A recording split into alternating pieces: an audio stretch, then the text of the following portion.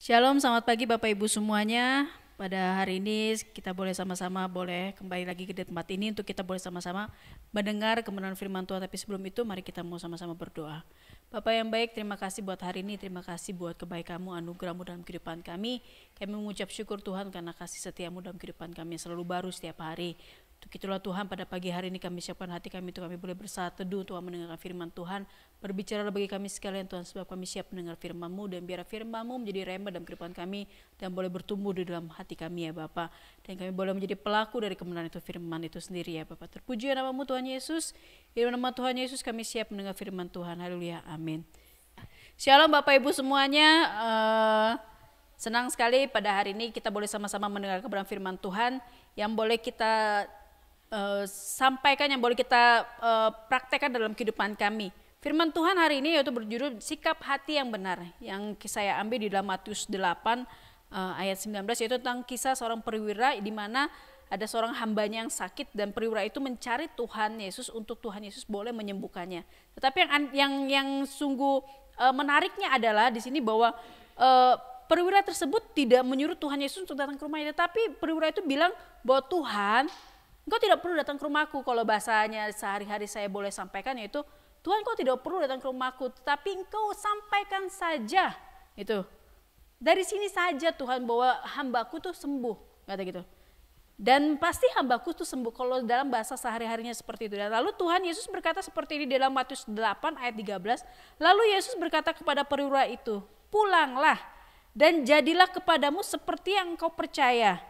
Maka pada saat itu juga sembuhlah hambanya. Menarik sekali Bapak Ibu, ini kita boleh sama-sama pelajari bahwa sikap hati yang benar.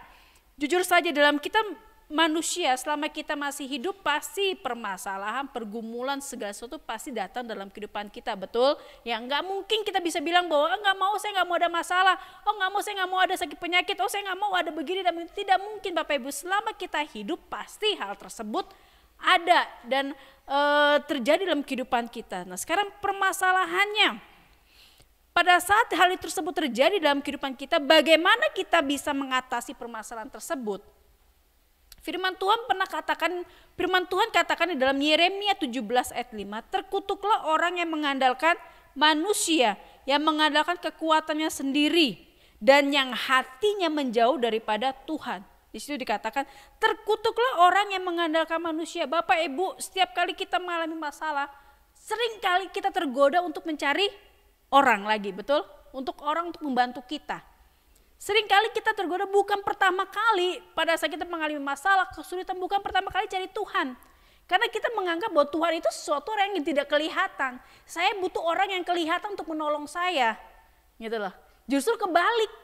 Justru kita perlu Tuhan. Kenapa? Karena kalau kita lari kepada Tuhan terlebih dahulu, maka Dia akan berbagai caranya untuk menolong kita melalui orang-orang di sekitar kita.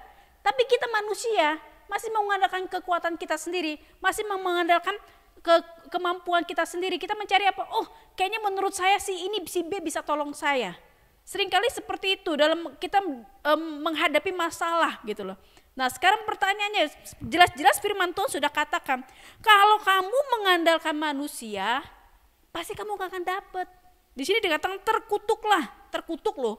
Bukan katanya diberkati loh, bukan loh. Di dalam Yeremia dikatakan terkutuklah orang yang mengandalkan manusia, yang mengandalkan kekuatannya sendiri, dan hatinya menjauh daripada Tuhan. Nah lalu bagaimana caranya kita mencari atau bagaimana sikap hati kita yang benar pada saat kita menghadapi masalah? Kita mau coba dari perwira ini di dalam Matius 8 ini, kita mau sama-sama menggali apa kebenaran yang kita boleh pakai, yang kita boleh terapkan dalam kehidupan kita. Ada 3 ya Bapak Ibu. Yang pertama, perwira itu memiliki kasih dan tanggung jawab terhadap hambanya yang sakit itu. Dia memiliki kasihnya, kasih yang besar kepada hambanya, dan tanggung jawabnya. Bisa aja kan, ini seorang perwira loh ya. Seorang perwira itu bukan pangkat yang ece-ece, tapi suatu pangkat yang tinggi. Dia bisa aja utus orang lain untuk datang kepada Tuhan, tetapi tidak dilakukannya. Yang dia lakukan apa? Dia datang kepada Tuhan. Bukan dia suruh orang datang kepada Tuhan.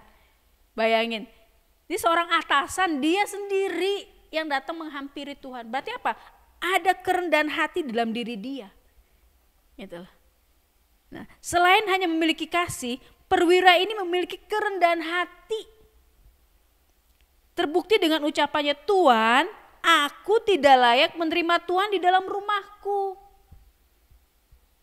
Yang satu kasih. Kasihnya apa? Dia lihat ini sebenarnya anak buah, bawahan hamba itu kan sesuatu hal yang kalau menurut dalam perjanjian di dalam Alkitab itu hamba itu nggak terlalu diperhitungkan, nggak terlalu dianggap. Tetapi perwira ini menganggap hambanya itu menjadi tanggung jawab dia yang sedang sakit. Dia memiliki kasih yang besar kepada bawahannya. Yang kedua, dia memiliki kerendahan hati.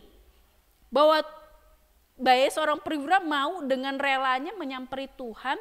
Ya contohnya mungkin di sini kalau boleh dikatakan seorang bintang ya, jenderal lah ya, mau capek-capek gitu mengurusi anak buahnya yang sakit, itu kan jarang terjadi Bapak Ibu. Tapi ini perwira ini memiliki kerendahan hati. Ya, inilah sikap hati yang benar. Yang pertama, jika pada saat mengalami masalah, kasih tanggung jawab. Tanggung jawab pada masalah itu jangan kabur Bapak Ibu, jangan lari. Hadapi. Gitu lah.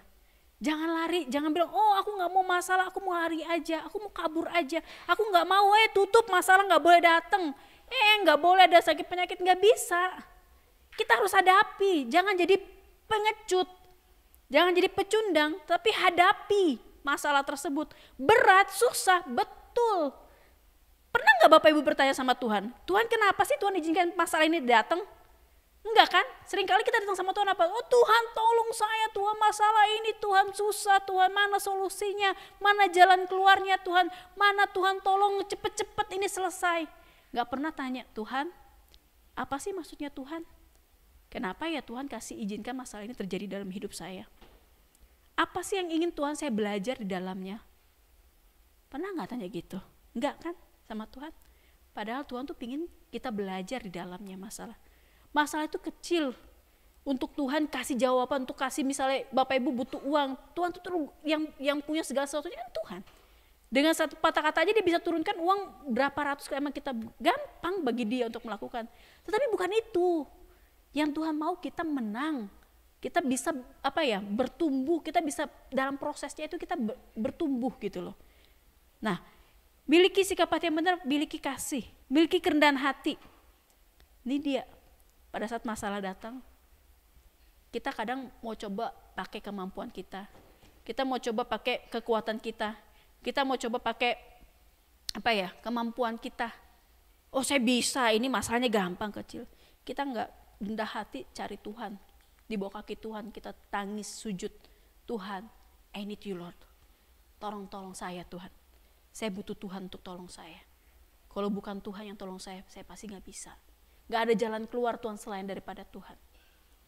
Yang ketiga, miliki iman yang besar. Perwira itu mengatakan bahwa Tuhan Yesus tidak perlu datang ke rumahnya. Tetap cukup sepatah kata saja yang diucapkan Tuhan. Tuhan akan sanggup menyembuhkan hambanya. Cuma bilang gini loh, Tuhan gak perlu datang ke rumah saya. Tuhan hanya perlu ngomong doang, Tuhan sembuh, pasti hamba saya sembuh. Wow, luar biasa gak? Dia bisa punya iman seperti gitu loh. Gak usah datang ke rumah saya Tuhan, saya gak layak. Tuhan cuma bilang sembuh. Makanya kenapa di dalam Matius 8 ayat 13 dikatakan, lalu Yesus berkata kepada perwira itu, pulanglah dan jadilah kepadamu seperti yang engkau percaya. Wow, Bapak Ibu, luar biasa kan? Kita perlu memiliki iman yang besar seperti ini. Percaya kepada Tuhan. Bahwa Tuhan dapat atau mampu untuk mengerjakannya. Dan Tuhan akan berkata kepada ini seperti ini kepada Bapak Ibu. Jadilah kepadamu seperti yang engkau percaya. Luar biasa enggak? Nah sekarang kalau ada masalah Bapak Ibu, di dalam otak Bapak Ibu ini, dalam pikiran Bapak Ibu ini apa nih? Oh nanti begini, stop dulu, bilang pikiran, saya gak mau pikir seperti itu. Saya percaya Tuhan saya bisa tolong saya. Itu perlu loh Bapak Ibu untuk diucapkan. Ya gitu kan? Ucapin aja. Saya percaya Tuhan saya pasti akan tolong saya. Saya percaya saya akan sembuh. Saya percaya Tuhan akan menolong, memberikan solusi buat masalah saya ini. Saya percaya misalnya saya akan naik gaji, misalnya seperti itu ya. Saya percaya saya akan dapat pasangan hidup. Saya percaya saya akan dapat pekerjaan di ini. Ucapkan. Loh, ini firman Tuhan katakan kok. Ya kan? Pulanglah dan jadilah kepadamu seperti yang engkau percaya. Miliki iman yang besar. Iman yang besar itu artinya apa? Gak peduli dan gak ngaruh. Ada apa yang terjadi, tetap percaya sama Tuhan. Tuhan pasti tolong. Demikian renungan firman Tuhan pada hari ini. Selama sikap hati kita tidak benar dan belum memiliki iman yang cukup kepada Tuhan, doa kita akan sulit beroleh jawaban. Sekali lagi, selama sikap hati kita tidak benar dan belum memiliki iman yang cukup kepada Tuhan, doa kita akan sulit beroleh jawaban. Jadi Bapak Ibu, untuk memiliki sikap hati yang benar, milikilah kasih dan tanggung jawab, milikilah kerendahan hati, dan milikilah iman yang besar. Tuhan Yesus memberkati Bapak Ibu, dimanapun Bapak Ibu berada, percayalah bahwa Tuhan pasti menolong Bapak Ibu. Pujilah nama Tuhan. Shalom. Kita mengucap syukur atas firman Tuhan yang sudah disampaikan oleh hamba-Nya. Dan biarlah firman Tuhan ini boleh menjadi kekuatan bagi kehidupan kita. Saat ini mari kita mau datang di hadapan Tuhan. Kita mau katakan bahwa Tuhan, hanya Engkau Tuhan tempat perlindungan kami. Izinkanlah kami datang menyembah-Mu, membawa setiap syukur kami di hadapan-Mu. Kami mau memberikan hati kami hanya untuk menyembah-Mu Tuhan. Haleluya. Hanya Kau tempatku berlindung. Hanya Engkau laguku dan kekuatanku. Izinkanlah ku datang menyembah, membawa syukurku. Hanya Engkau tempat perlindungan kami Tuhan. Hanya Kau tempatku berlindung. Hanya Engkau laguku dan kekuatanku. Izinkanlah ku datang menyembah, membawa syukurku.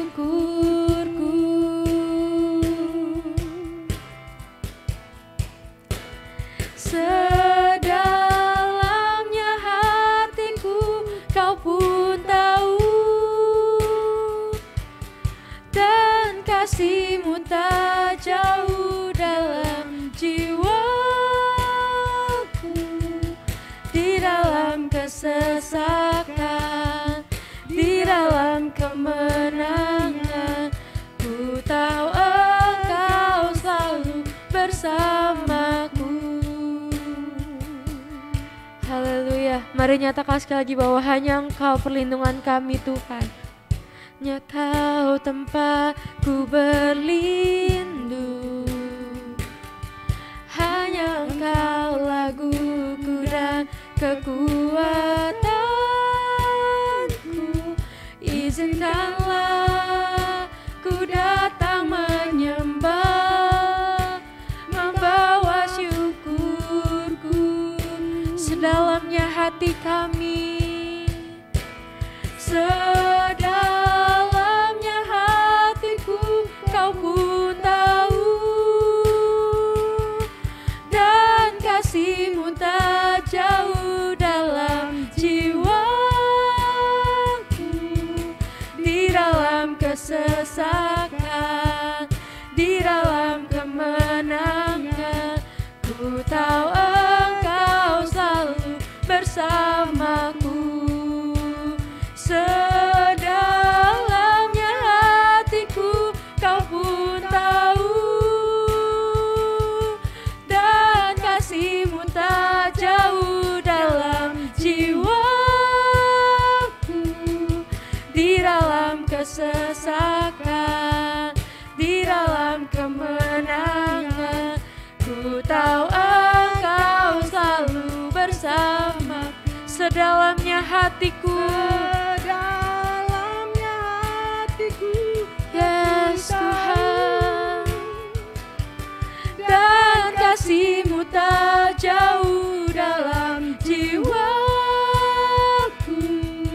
di dalam kesesakan, di dalam kemenangan. Ku tahu Engkau selalu bersamaku. Sedalamnya hatiku Kau pun tahu, dan kasih-Mu tidak pernah jauh Tuhan. Kasih-Mu tak jauh dalam jiwa. Haleluya.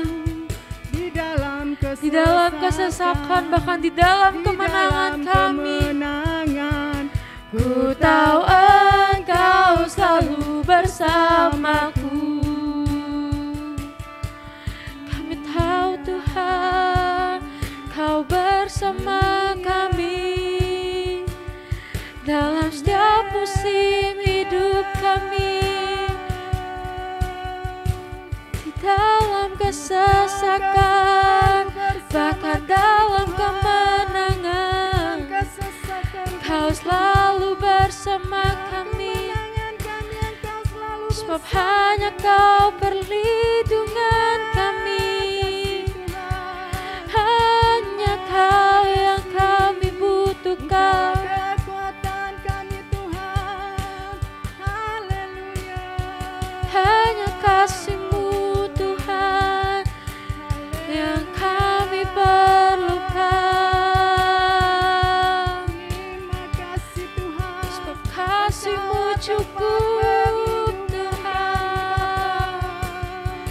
kami bersyukur. You are enough for me. Terima kasih Yesus. Haleluya. Haleluya. Sedalamnya hati kami, haleluya.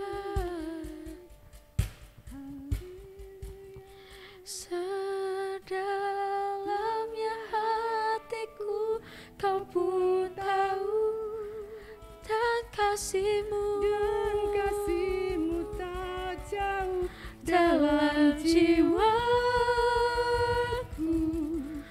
Di dalam kesesakan, di dalam kemenangan, ku tahu Engkau selalu bersamaku. Sedalamnya hatiku, dalamnya hati Engkau pun tahu Tuhan. dan kasih-Mu Kasih-Mu tak jauh dalam jiwaku. Dalam Di dalam kesesakan, kesesakan, di dalam kemenangan, ku tahu Engkau selalu bersama. Sedalamnya hatiku, sedalamnya hatiku Kau pun tahu, dan kasih-Mu dan Tuhan kasih-Mu tak jauh dalam jiwaku. Di dalam kesesakan, di dalam kemenangan, ku tahu Engkau selalu bersamaku. Sedalamnya hatiku Kau pun tahu, dan kasih-Mu tak jauh dalam jiwaku. Di dalam kesesakan, di dalam kemenangan, ku tahu Engkau selalu bersamaku. Di dalam kesesakan, di dalam kesesakan, di dalam di dalam kesesakan, di dalam Yes, Tuhan. kesesakan, di dalam kemenangan, ku tahu Engkau selalu bersamaku.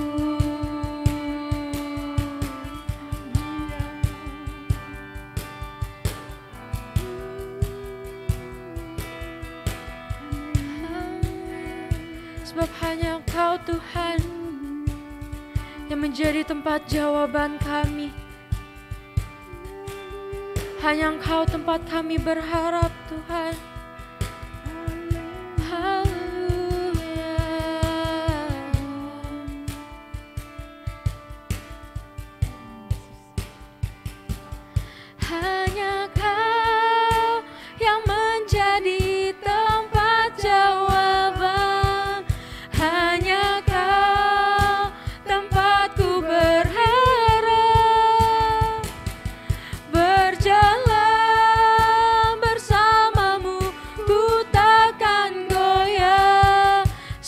sebab tangan kasih-Mu tersedia bagiku. Selamanya Kau ku cinta. Mari sama-sama kita mau naikkan pujian ini. Kau telah buktikan cinta-Mu padaku.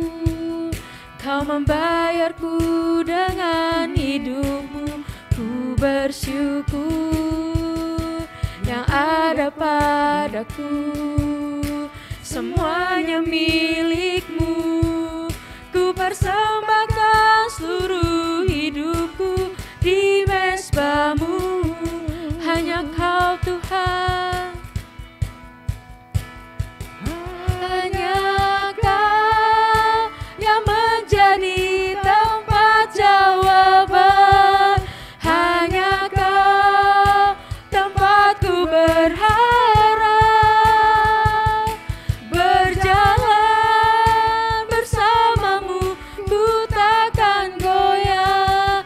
Sebab tangan kasih-Mu tersedia bagiku. Selamanya Kau ku cinta. Terima kasih Tuhan, Engkau telah buktikan kasih-Mu. Buktikan cinta-Mu padaku.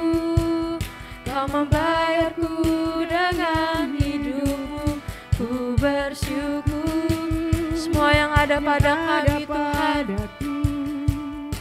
Tuhan adalah milik-Mu. Ku persembahkan seluruh hidupku di mezbah-Mu. Hanya Kau yang menjadi tempat jawaban. Hanya Kau tempatku berharap. Berjalan bersama-Mu ku takkan goyah. Sebab tangan kasih-Mu tersedia bagiku. Selamanya Kau ku cinta. Hanya Kau yang menjadi tempat jawaban. Yes, hanya Kau tempat jawaban kami Tuhan. Berjalan bersama-Mu ku takkan goyah. Sebab tangan kasih-Mu tersedia bagiku. Selamanya Kau ku cinta. Hanya Kau yang menjadi tempat jawaban. Yes, hanya Engkau tempat kami berharap Tuhan.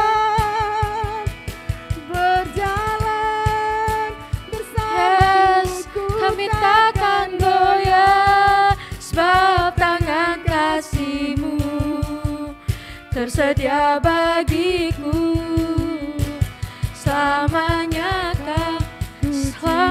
Kau kami cinta. Selamanya Kau ku cinta.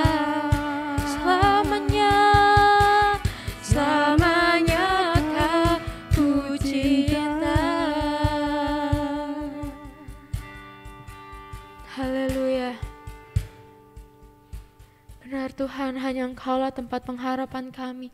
Hanya Engkaulah Tuhan tempat kami berlindung. Hanya Engkaulah jawaban kami Tuhan. Dan hanya Engkaulah yang kami butuhkan dalam kehidupan kami. Terima kasih Tuhan untuk kasih setia-Mu dalam kehidupan kami. Kami begitu merasakan Tuhan bukti kasih-Mu yang nyata. Engkau yang menebus hidup kami. Dan ini kami Tuhan, kami mempersembahkan hidup kami hanya untuk Engkau.